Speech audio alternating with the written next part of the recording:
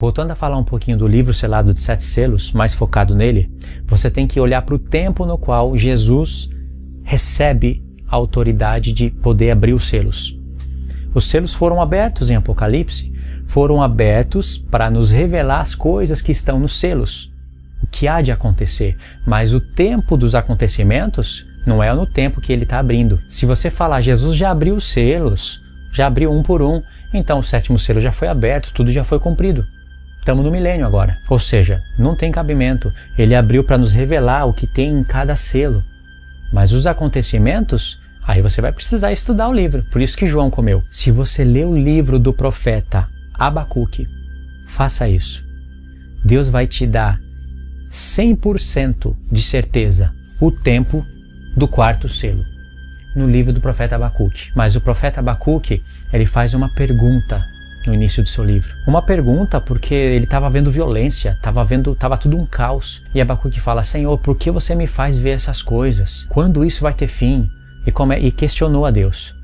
E ali ele citou algumas das coisas que estavam acontecendo. E aí, irmãos, Deus vai responder para o profeta Abacuque através de uma visão. Deus vai dar uma visão para ele que vai se conectar com a visão de Daniel 8. Do chifre pequeno. Não tem como não lembrar. E você vai ver ali claramente de um homem que junta as nações para si, um homem que faz violência às nações, e vai estar mostrando que a morte e o inferno seguem esse homem, estão com esse homem. Como eu já fiz um áudio falando sobre esse profeta, quando eu gravei através de um áudio, através do celular, e enviei para o grupo. Aí eu fiz uma edição no áudio e postei no canal. Você pode ouvir aquele áudio que vai ter mais detalhe. Eu fiz uma leitura bem ampla do profeta. Eu vou dar apenas um resumão para você ver. Esses profetas menores, você tem que prestar atenção no início do profeta, porque Deus vai estar revelando muito. Você vai ter que conectar os pontos. Presta atenção no início e no fim. Por exemplo, o profeta Joel.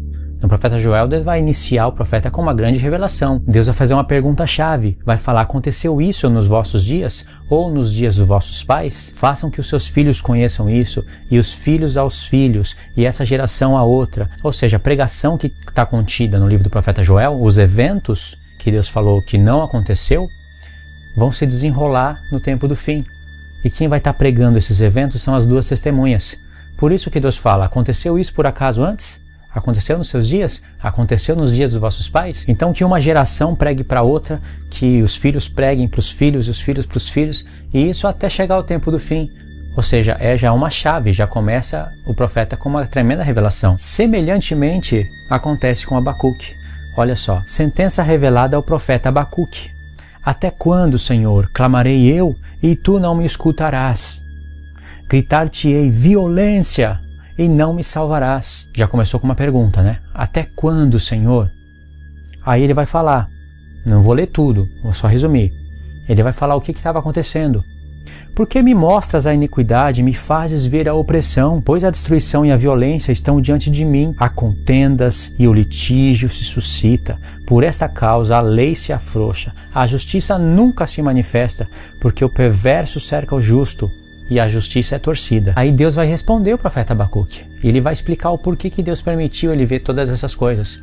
Porque Deus ia dar uma visão para ele, na qual Deus ia trabalhar nesse contexto histórico, projetando um contexto profético. Esse é o grande problema dos irmãos, não olharem para o contexto histórico. Deus trabalha com contexto histórico. Presta atenção nisso que eu vou falar. Se pela palavra de Deus você não converter contextos históricos em profecias, Deus vai permitir que pela palavra dele você converta profecias em contextos históricos. Ou seja, você vai olhar para o livro do profeta Daniel, para o capítulo 8, tempo da Grécia, vai falar que a visão se cumpriu no tempo de Antíoco Epífanes e fecha o livro do profeta Daniel.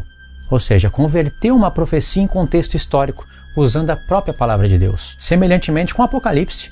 Tem pessoas que falam que os cavalos já aconteceram. Falam, nós estamos no 6º selo. Aqui, ó. Estamos no 6º selo. Isso é notório. Quando eu vejo isso, eu me entristeço. Porque eu vejo que a pessoa não lê os profetas. Lê blog. Passa nos canais do YouTube, gasta maior tempo assistindo o vídeo, mas não lê os profetas. Porque é difícil de entender. É uma linguagem... Até ler tudo, demora muito. No blog tá tudo mastigadinho. Olha o seu vídeo, Luiz. É tudo mastigadinho, mais fácil assistir. Se você assistir meus vídeos e não ler os profetas, você não vai confirmar o que eu estou dizendo. Você vai achar interessante, mas e se eu estiver falando coisa errada? Como você vai confirmar? Aí no capítulo 2, Deus vai dar uma visão para o profeta Abacuque, e olha só o estilo da visão. Eu vou ler, eu vou entrar nos selos aqui. Só que eu estou mostrando que Deus vai dar 100% de certeza o quarto selo no profeta Abacuque. De maneira que Deus já vai te sincronizar no tempo. Se Jesus é o primeiro cavaleiro, em que tempo da história está o segundo? Ah, Luiz, o segundo são guerras. Sempre acontece guerra no mundo. E o terceiro é fome. Sempre existe fome no mundo. E o quarto cavaleiro é a morte e o inferno. A morte e o inferno sempre está presente no mundo. O quinto selo é as almas das testemunhas de Jesus. Sempre continuam morrendo. E nós estamos agora esperando o sexto selo. Porque o sol não se escureceu, a lua não se tornou sangue, as estrelas do céu não caíram. Ou seja, você simplificou de uma maneira tal a revelação que acabou perdendo a revelação. Você não foi em Zacarias. Isso daqui está em Zacarias. As visões de Zacarias se espalham nas gerações ou é para o tempo do fim? Você não foi em Abacuque. Abacuque está falando desse personagem